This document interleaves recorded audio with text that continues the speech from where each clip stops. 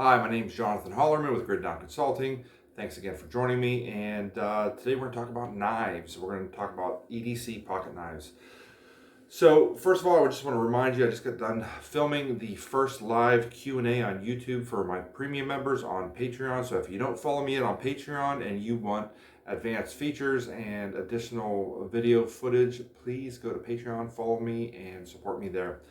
So today we're going to talk about knives. Now, in my book Survival Theory, I went fairly in depth on knives and I made some recommendations. Top of the scale, you're looking at ZT, zero tolerance pocket knives. Again, we're talking about EDC, everyday carry pocket knives, something in the 3 to 3.5 inch range, something that's practical, something that fits your hand well, that's not too heavy. I've seen people carry EDC pocket knives that were huge and they were sagging their gym pockets. So we don't want to go there. Something that's you can carry every single day, open boxes with, give it some good abuse, right? So if you're not on a budget, I'm a big fan of ZT, zero tolerance pocket knives. I really like the Hinder. It's a carbon fiber knife. It's got a 3.5 inch blade, so it is a little bit big on it is a little bit big on the length side, on the larger side, which is why it never did make my everyday carry. But it is a solid assisted opening pocket knife. It locked out really nice, and I basically put that away with my bug out gear for the end of the world, right? That's going to be my long-term knife. My EDC knife, up till about 2 weeks ago, my everyday carry knife was the Kershaw Camber with the CAMBR, the 1678 Kershaw Camber. Now I wrote that in my first book, Survival Theory, years ago. Love that knife. S30V steel. You could pick it up for $79 at the time. Probably a year after I wrote my book, Kershaw stopped making that knife. So typically, if you see S30V or S35VN steel in a pocket knife or in any kind of knife, you're definitely, in almost every case, you're paying over $100 for it.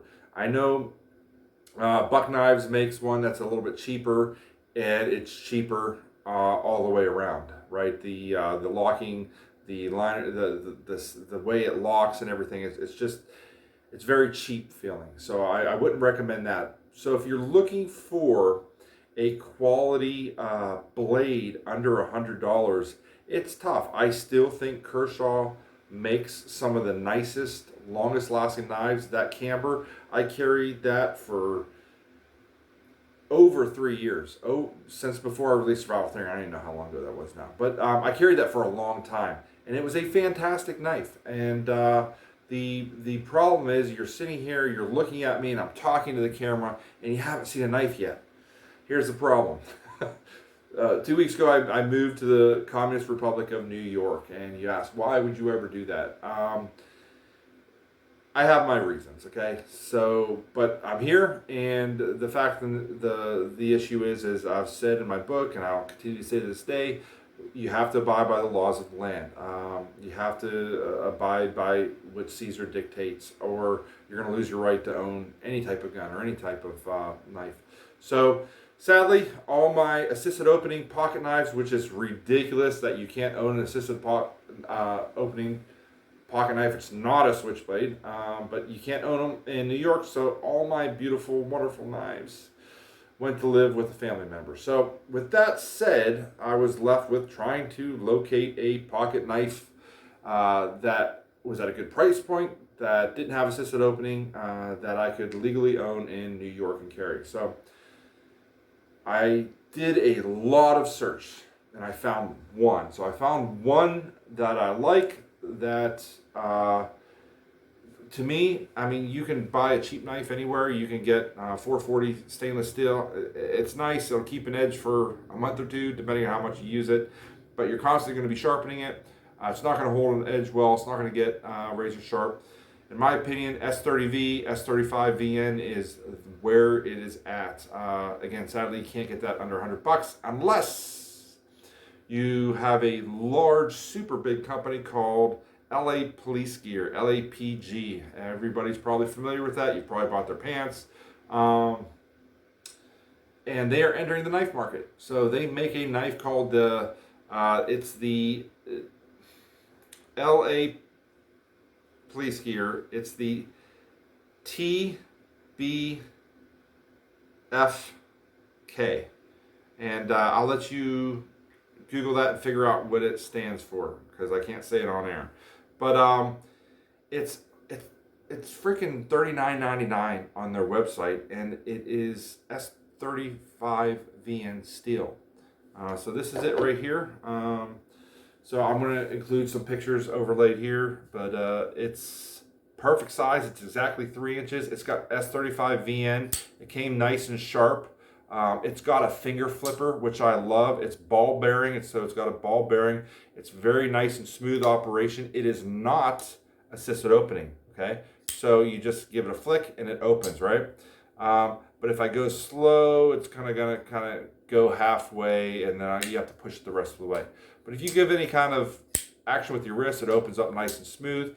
And the reason for that is, I mean, almost any time I need to cut something, I've got the thing I need to cut in my other hand. I don't want to have to use 2 hands to open the blade of a pocket knife. I want to be able to pull it out and flick it open. So it's ambidextrous, so it's got thumb studs on both sides. So you can use your thumb if that's your jam to open it. You have to give it a little bit of a whip if you use your thumb. Again, you could use your left hand. I'm not left-handed, it doesn't work. But again, so I like an inverted, so it rides in my pocket this way, so when I stick my hand down in my pocket, I can grab the flipper, I can pull it out and give it an open, give it a flick open like that. So, very impressive. Had this knife, I've been carrying it. So it's 50 state legal, from my understanding, because it is not assisted opening. There's no springs in there. It's just a nice smooth ball bearing. You got the flipper and you give it the whip there, and it opens right up. They make it in a satin edge and a black. I prefer the black because there's less glare on it, so I got the black. Let me see what else. So it's got some nice texture to the grip. So it's got some grippiness to it. It's not super smooth. It doesn't slip out of your hands. And then it wouldn't really consider this deep concealment clip, but it does come up pretty high. So you might be able to catch the very top edge of it when it's riding in your pocket, but it is pretty non-conspicuous. So big fan of the knife. Can't say more. For $40 for a solid knife, liner lock, locks up perfect, nice and tight every time. There's no play in the blade whatsoever. I have to admit I haven't been on it yet. I haven't taken it backpacking or hiking yet, but opened a lot of boxes in the move. Let's put it that way, and it's kept a nice solid edge to it. So if you're looking for a budget pocket knife, the LA Police Gear, oh my goodness, I don't even know the acronym. It's the TBFK. It's the LA Police Gear TBFK. All right, so check it out. $40, nice solid knife, 50 state legal. If you do any traveling, if you're a trucker, if you're traveling across the open road, you don't have to worry about crossing into stupid states like New York and California where they outlaw assisted opening pocket knives. So anyhow, that's an update from Survival Theory on the pocket knife, my recommended on a budget pocket knife. And yeah, so have a great day, guys. As always, prepare for the worst, hope for the best, and let God do the rest. Take care.